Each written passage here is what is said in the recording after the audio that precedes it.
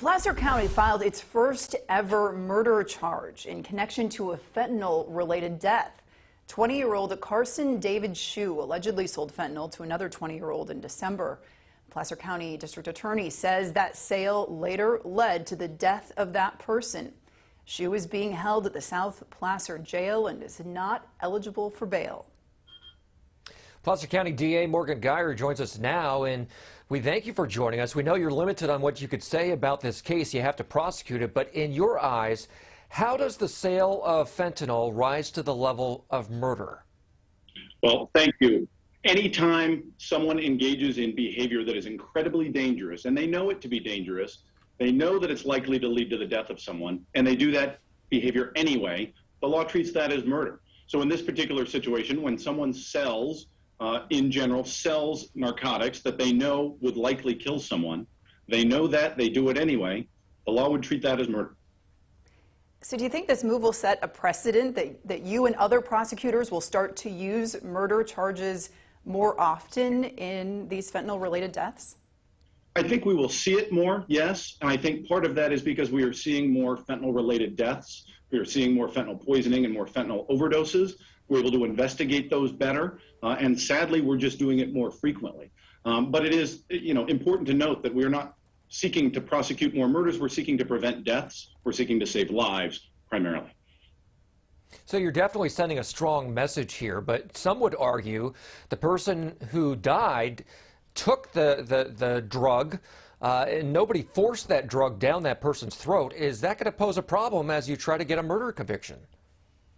It doesn't pose a legal problem. Those are commonly thoughts that are held and things that are mentioned. But someone who signs up to experiment with drugs or is trying to deal with an addiction issue, they didn't sign up for a death sentence. And the people, if we are able to prove that the people who are selling these deadly drugs know that they are likely to result in death, that it is incredibly dangerous, and they do it anyway, they know that they are likely sentencing that person to death, and the law will treat that as murder. What's the most alarming thing to you about fentanyl? How deadly it is. As little as 2 milligrams can be fatal. And to put that in perspective, a teaspoon has about 5,000 milligrams. What look like a few granules of salt is enough to kill. And most of the counterfeit pills, most of the pills on the street today that are not obtained by a prescription from a physician are probably fentanyl. DEA statistics estimate that 4 out of every 10 pills contain a lethal dose of fentanyl. So that to me is the most alarming, just how fatal these pills are. And talk about how you have seen these numbers change in the time that you've served as DA in Placer County. We know this problem has been only, unfortunately, growing. How have you seen this change during your time there?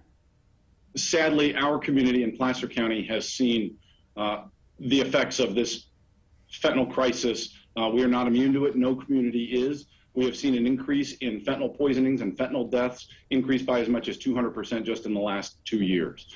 We expect to see that, unfortunately, continue to climb as those rates are climbing in other counties as well, which is why our prevention, our education, our awareness programs are so critically important.